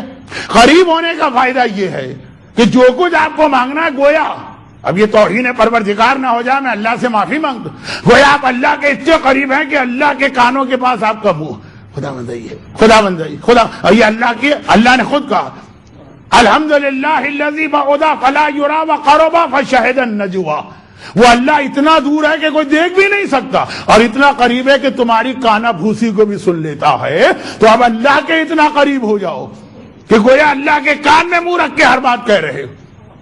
میرے بچے اب تو بڑے ہو گئے، جب چھوٹے سے اکثر ایسا ہوتا، کوئی بچہ ایسی چیز مانگنا چاہ رہا ہے کہ وہ دوسرے بھائی بہنوں کو پتا نہ چلے، بالکل قریب آتا، کان پہ منہ رکھ کے کہتا رہا پاپا یہ لے کے آئیے گا. وہ والی چیز جو تھی نا وہ ہم بھی بڑی خوشی سے لاتے تھے. جب آپ کو اللہ کا اتنا قریب ہونا تو وہ 2 رکعت نماز جو شب قدر کی آپ ایسے ہی پڑھتے ہوں گے ساری زندگی، سب نے پڑھی ہوگی، اناؤنسمنٹ ہو جاتا ہے آپ گھر سے پڑھ کے آتے ہوں گے، یہ سمجھ کے پڑھی. اور اسی لیے ہمارے شب قدر کے آغاز میں وہ نماز ہے کہ ابھی آپ کو سب کچھ مانگنا، پہلے قریب تو ہو جائے نا، اللہ کے اتنے قریب ہو جائیے اب آپ مانگیے جو آپ کو مانگنا ہے. یہ دعا کی طاقت بھی ہے جو ناممکن کو ممکن کر دیتی ہے، قوم یونس کا عذاب. مگر پھر وہ دعا آپ جتنا قریب سے قریب ہو کے مانگے، ابھی باتیں بہت. مگر تیسری اور آخری چیز، 3 چیزیں میں نے کہیں تھی نا آپ کی تقدیر بدلیں گی. اب اگر یہ تیسری چیز میں پرسوں بتاؤں اور کل کی رات گزر چکی ہوگی تو دعا کا کچھ بیان اگر رہ بھی جائے تب بھی ایک اوور آل دعا کے حوالے سے کچھ اصول آپ کے سامنے آ گئے. نادر شاہ کا واقعہ دل کی گہرائی سے دعا. پیغمبر کی حدیث چھوٹی دعا ہو لیکن توجہ سے مانگو. اور حضرت موسیٰ کو یہ فرمان کہ پہلے مجھ سے انتہائی قریب ہو جاؤ، جتنے قریب ہوگے اتنا ہی چیز مانگنے اور ملنے میں آسانی ہوگی. اور اب آئیے تیسری اور آخری چیز، یہ بہت اہم، یہ بھی بہت اہم، جو تیسری چیز تقدیر کو بدل دیتی. کیونکہ آج ذکر آ گیا تھا باب الحوائج کا، تو یہ روایت وہ واقعہ باب الحوائج کے روزے کا، یہ روایت باب الحوائج کی ہے کہ باب الحوائج امام موسی کاظم علیہ الصلوۃ والسلام ارشاد فرمائے. بنی اسرائیل بہت مشہور واقعہ ہے، شب قدر میں خاص یاد کرنا، اور کسی خاص وجہ سے میں اس کو اس وقت پڑھ رہا ہوں. بنی اسرائیل بہت مشہور واقعہ، میں بہت جلدی جلدی چھلانگے لگاتا ہوا نتیجے پہ آپ کو پہنچاتا ہوں. ایک نوجوان شادی شدہ، ارے خاص اللہ نے اس کو ایک نعمت یہ بھی دی کہ جتنا وہ نیک و دیدار اتنی اس کی بیوی. عام طور پہ ایسا نہیں ہوتا، شوہر بہت اچھا ہوتا ہے تو بیوی بڑی خطرناک ہو جاتی ہے، بیوی بڑی نیک ہوتی ہے تو شوہر بڑا خونخوار ہو جاتا. لیکن اللہ نے ایک بہت اچھا میچ بنایا. غربت بہت زیادہ، محنت بھی پوری کر رہا، دعا بھی پوری مانگ رہا ہے. ایسا بھی نہیں کہ محنت میں کمی ہے، محنت پوری. ایسا بھی نہیں کہ دعا نہ مانگتا، دعا بھی پوری نہیں، اور واقع بڑھتے چلے جا رہے ہیں. مگر جو دعا کا ایک اصول امام نے بتایا، فقیر کی طرح دعا مانگو، دروازے کو کھٹکھٹاؤ کھٹکھٹاؤ کھٹکھٹاؤ کھٹکھٹاؤ، کبھی نہ کبھی گھر والا دروازہ کھول ہی دے گا. مانگتا رہا، دعا مانگتا رہا، اور غربت اور پریشانی مانگتا رہا. ایک رات خواب میں فرشتہ آیا، بہت مختصر کر رہا ہوں، اور کہا کہ اگرچہ اللہ نے تیری تقدیر میں یہ لکھا تھا، تقدیر بدلی جا رہی. کون سی چیز تقدیر بدلتی؟ کل رات آپ کو بہت ضرورت ہے ایسی چیزوں کی. تیری تقدیر میں یہ لکھا تھا کہ مرتے دم تک تیرے حالات بہتر نہیں ہوں گے، مگر اتنی دعا تو نے مانگی کہ اللہ نے تیری زندگی کے آدھے حصے میں تقدیر بدل دی. اب میں یہ جملہ میں خود اپنی طرف سے کہتا ہوں، بہت حدیث پڑھی کہ مثلا اس کی زندگی میں ابھی 30 سال باقی، تو کہا 15 سال اللہ نے تمہارے لیے غربت کو ختم کر دیا اور سارے عیش و آرام. کون سے 15 سال چاہیے؟ چوائس اور اختیار تیرا. کہا لیکن چونکہ یہ مسئلہ خالی میرا نہیں ہے، میری بیوی بھی میرے ساتھ مشورہ کرنا. کہا ٹھیک، کل پھر میں آؤں گا اور تم سے پوچھوں گا. اب یہ والا مشورہ ایسا ہے کہ بالکل بیوی سے لیا جائے. ہم نے کہا داڑھی رکھے گا مولانا، بالکل داڑھی پہ اطمینان آ گیا تو رکھیں گے نہیں، پہلے بیوی سے پوچھ. ہوتا ہے نا، اکثر یہی ہوتا ہے. لیکن یہ صحیح ہے کیونکہ شوہر بیوی جو ہیں گھر کے خرچے بہت. آخر دن بھر غور کیا کہ پہلے 15 سال ابھی جوان غربت گزارا کر لیں گے، بڑھاپے میں غربت مشکل ہوتی ہے، اس میں پیسے لے لیتے. کبھی یہ ہے کہ بہرحال پیسے کا تو مزہ جوانی میں، بوڑھے میں پیسہ، بوڑھے ہو کے پیسہ آیا بھی تو کس کام کا ہے؟ نہ کچھ کھا سکتے ہیں، ڈائبٹک پیشنٹ یہ چیز نہیں کھانا، بلڈ پریشر یہ چیز نہ کھانا، نہ کوئی پہن سکتے ہیں، نہ کہیں گھومنے جا سکتے ہیں، ذرا 2 قدم چلتے ہیں تو سانس پھولنے لگتی ہے۔ ہم کہاں جائیں گے ہمالیہ دیکھنے اور کیٹو دیکھنے اور کشمیر دیکھنے؟ تو بڑھاپے کے اندر کیا مزہ تو جوانی میں۔ ڈسکشن ایک فیصلہ کر لیا، رات ہو گئی، فرشتہ آیا، کیا جائیے؟ کہ پہلے دولت والے سال جائیے، پھر غربت گزارا، ٹھیک۔ اگلے دن سے بہرحال اللہ نے چھپر پھاڑ کے دیا۔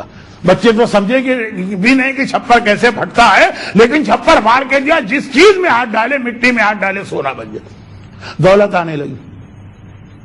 خدا جب حسن دیتا ہے نزاکت آ ہی جاتی ہے۔ دولت جب آتی ہے تو اپنے ساتھ اتنی خرابیاں لے کے آتی ہے کہ جو آدمی پہلے سے بھی ارادہ کر کے بیٹھا ہے نہیں میں دولت والا بنوں گا، میں تکبر نہیں اختیار کروں، میں مغرور نہیں بنوں گا، وہ پرانے دولت والے سے زیادہ متکبر بنتا۔ خیر یہ ایک الگ موضوع ہے، اب وقت نہیں رہا، میرے پاس ہمت، طاقت، توانائی بہت ہے، آپ کا جوش بھی بہت ہے، لیکن وقت بھی ہم کو خیال کرنا ہے۔ آخری جملے جو اب جو دولت اگلے دن سے آنے لگی، بیوی نے کہا دیکھو ہم نے غربت دیکھی، ہمیں پتا ہے فاقہ کتنی بری چیز، اللہ اتنا ہم کو دے رہا، ہم اپنے غریب رشتہ داروں میں ہی کیوں نہ تقسیم کر۔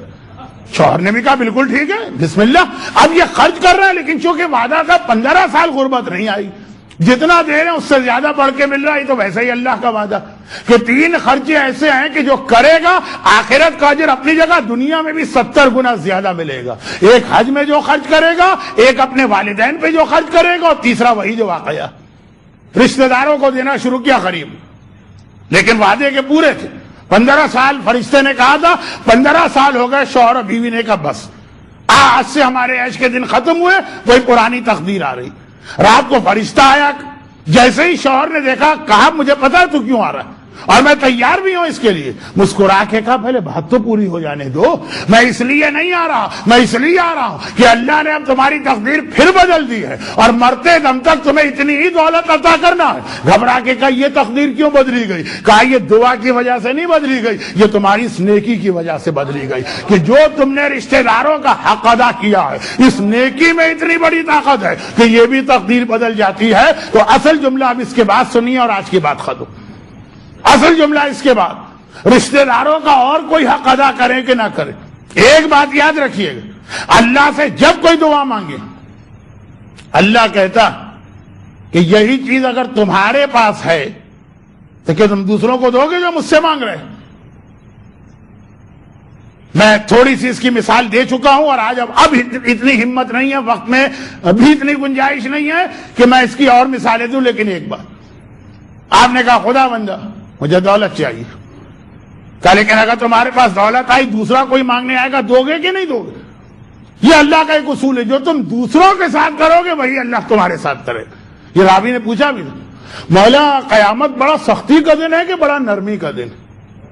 کہا یہ تمہارے اوپر ڈیپینڈ ہے، اگر دنیا میں تم نے لوگوں کے ساتھ سختی کے ساتھ رویہ رکھا، قیامت میں اللہ بھی سخت ہوگا، اور اگر دنیا میں تم لوگوں سے بہت نرم رہے ہو تو اللہ بھی قیامت کے دن تم سے نرم رہے گا۔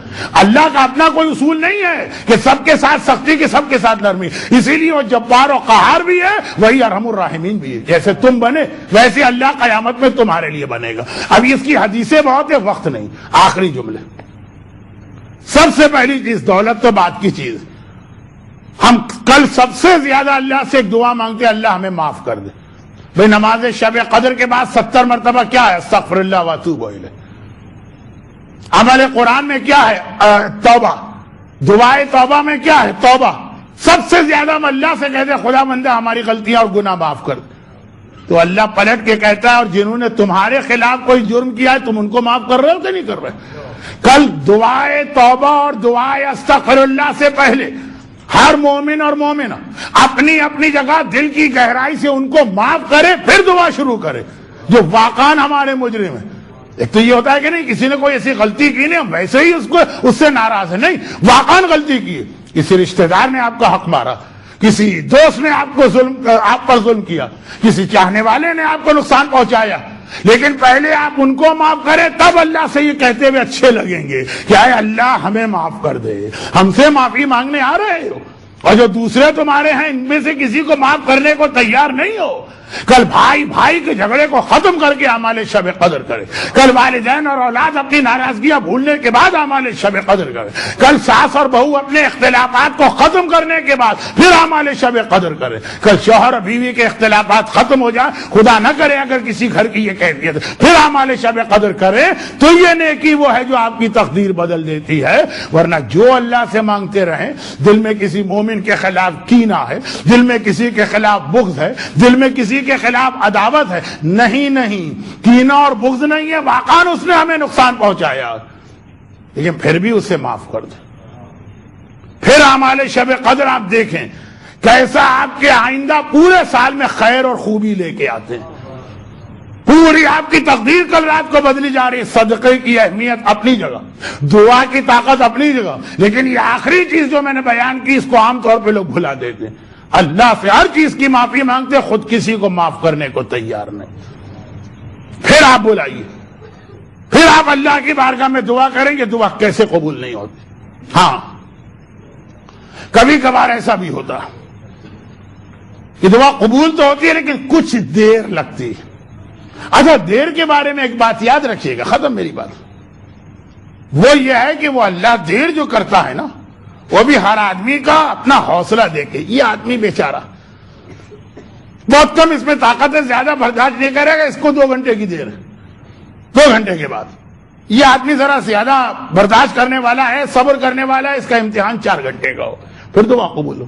جیسا ہر ایک کے اندر ہمت اور طاقت ہے، دیکھیے میں جملہ بنا بھی نہیں پا رہا ہوں وقت کی کمی کی وجہ سے، لیکن دعا ہر ایک کی قبول ہوتی ہے۔ چنانچہ میدان کربلا سے میں پہنچنے سے لے کے بھائی کا کٹا سر نو کے نیزہ پہ بلند ہونے تک زینب نے ہر بار دعا کی اور ہر بار اپنے بابا مشکل کشا کو بلایا۔ یہ روایت شام غریبہ میں پڑھی جاتی اور اس کا آخری جملہ میں نے کتاب میں تو نہیں دیکھا، اپنے استاد سے سنا۔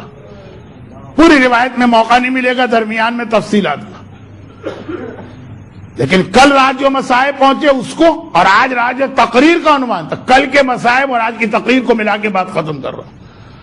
21 رمضان کو آدھی رات پہ زینب نے اپنے بابا کو خدا حافظ کہہ دیا۔ کیا پھر بابا سے زینب کی کبھی ملاقات ہوئی؟ کیا ایک بار جو نجف کے کوفے کے گھر سے علی کا جنازہ نکلا، پھر بیٹی نے کبھی باپ سے آمنے سامنے بیٹھ کے ملاقات کی؟ ہاں کی، کربلا میں شام غریبہ۔ اور کون ہے زینب؟ یہ 2 محرم سے لے کے شام غریبہ تک اپنے بابا کو بلاتی رہی، وہ زینب تھی، اتنی صابرہ، چنانچہ دعا ان کی بھی فوراً قبول ہوئی۔ نتیجہ آنے میں اللہ نے اتنا وقت لیا کہ 3 دن پیاس ہوئی، بچے تڑپتے رہے، زینب کی دعا جاری ہے۔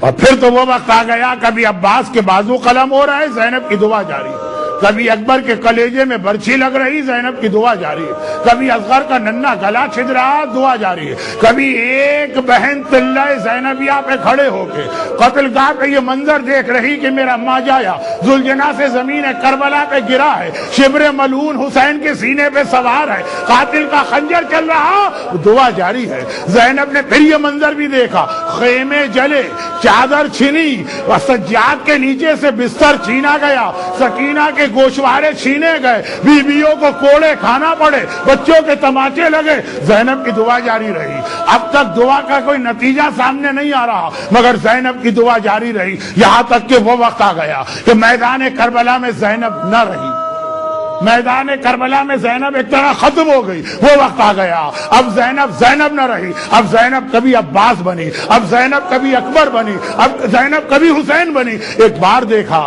رات کا اندھیرا ہے، خیمے جل چکے ہیں، بیویاں اسی ریتی پر بیٹھی ہیں، بچے تماچے کھا کے سہنے ہوئے پریشان ہیں، بس ایک بار علی کی بیٹی اور عباس کی بہن علی اور عباس بن کے سامنے آئی۔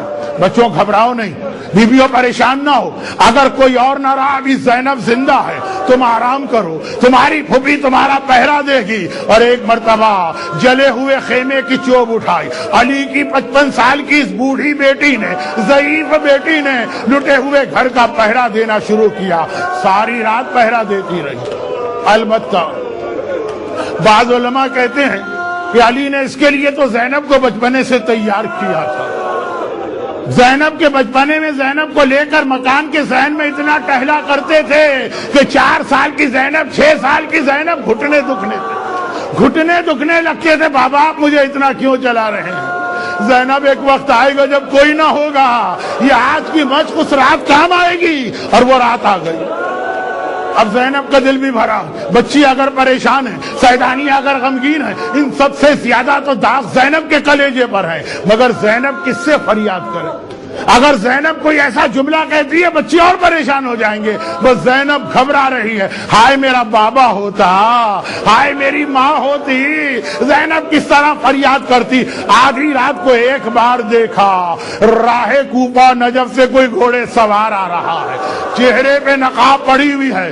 زینب کا کام ہے قافلے کی حفاظت, زینب کا فریضہ ہے بچوں کی حفاظت. بس ایک بار جلال کے عالم میں زینب آگے بڑھی, آواز دی آئے آنے والے, شاید تو کوئی مسافر ہے اور یہ تیرا راستہ ہے. میں نبی کی بیٹی تجھ سے درخواست کرتی ہوں, راستہ بدل لے. تجھے ذرا زحمت ہوگی لیکن میرے بچے ایک بار اگر ان کی آنکھ کھل گئی دوبارہ نہیں سوئیں گے.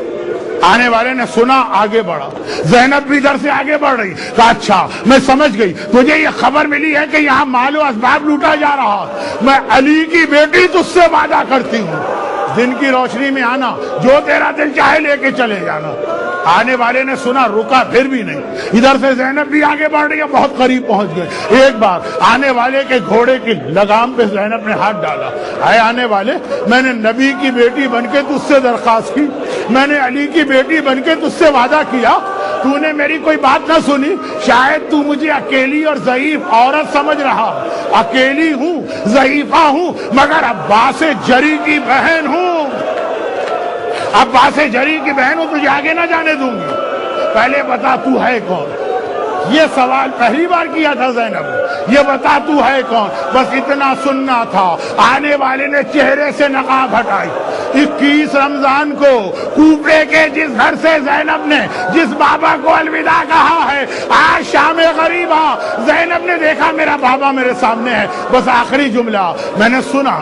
زینب نے باپ کے قدموں سے لپٹ کے فریاد کی, لیکن اس سے پہلے میرے استاد پڑھتے تھے. زینب نے باپ کو دیکھا, گھبرا کے پیچھے ہٹی, بیویوں کے درمیان آ کے بیٹھ گئی اور ایسا لگا کچھ ڈھونڈ رہی ہیں, کچھ تلاش کر رہی ہیں. بیویوں نے کہا شہزادی. سیدانیوں نے پوچھا شہزادی یہ کون آیا ہے؟ کہا بیویوں میرا بابا حیدر کرار آیا. ارے تو آپ وہاں کیوں نہ ٹھہری, یہاں کیوں آ گئی؟ کہا میں ڈھونڈ رہی ہوں, شاید کوئی بچی ہوئی چادر کسی کے پاس ہو. زندگی میں زینب اپنے بابا کے سامنے ننگے سر کبھی نہ گئی ہے. آئے میرا بابا حیدر کرار, کھلے بالوں کے ساتھ باپ کے سامنے, کھلے بالوں کے ساتھ باپ کے سامنے کیسے جاؤں. الا ولعنۃ اللہ علی اعدائہم اجمعین وسیعلم الذین ظلموا ای منقلب ینقلبون. خدا بندہ مشکل کشا ہے کائنات علی بن ابی طالب کے اس امتحان کا واسطہ. زینب پریشان ہے نا, زندگی میں باپ کے سامنے کبھی کھلے بالوں کے ساتھ نہ گئی, تو علی کا امتحان بھی دیکھیے, زندگی میں کبھی زینب کے بالوں کو نہیں دیکھا. آج علی میدان کربلا کی شام غریبہ, حلال مشکلات کا وعدہ, پروردگارا ثانیہ زہرا زینب کبریٰ کے اس امتحان کا واسطہ, باب الحوائج کا واسطہ, صاحبان ایمان جو آج کی مجلس میں ہیں ان کی تمام دعائیں, خاص طور پر کل آنے والی شب قدر, یہ جتنی دعائیں مانگنے والے ہیں ان سب کو فوراً قبول فرما. ہم سب کو دنیا اور آخرت کی ہر پریشانی سے محفوظ فرما. غم حسین کے سوا ہمیں نہ اس دنیا میں کوئی غم عطا فرما, نہ اس دنیا میں کوئی غم. اور خدا بندہ تمام پریشانیوں کے خاتمے اور ان مظالم کے انتقام کے لیے اپنی آخری حجت وارث معصومین امام عصر و زمان کے ظہور میں تعجیل فرما. ربنا تقبل منا انک انت السمیع العلیم. اللجن اللجن یا مولا اللجن اللجن اللجن اللجن اللجن اللجن اللجن یا صاحب السماء.